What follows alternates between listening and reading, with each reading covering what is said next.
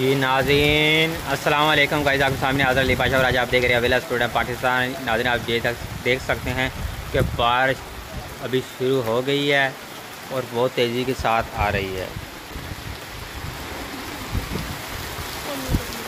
ये देखें,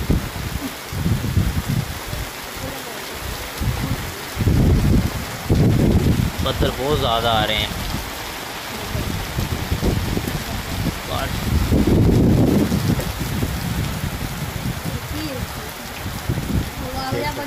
पानी चढ़ गया है और ये कुकी खड़ा है PTI वाला।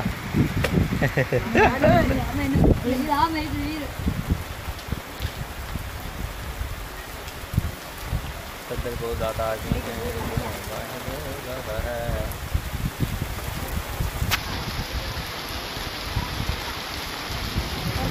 चल पड़े हैं, अब और तेज़ हो गई है।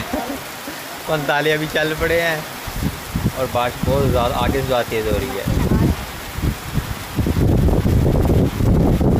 मेरे बना ले बचे नहीं क्या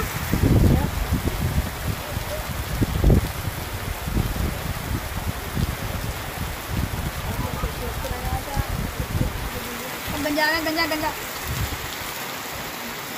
ये देखिए कि नौजवान बाहर नहाने के लिए आ गया है। बच्चा बारिश बहुत ज़्यादा तेज़ हो रही है।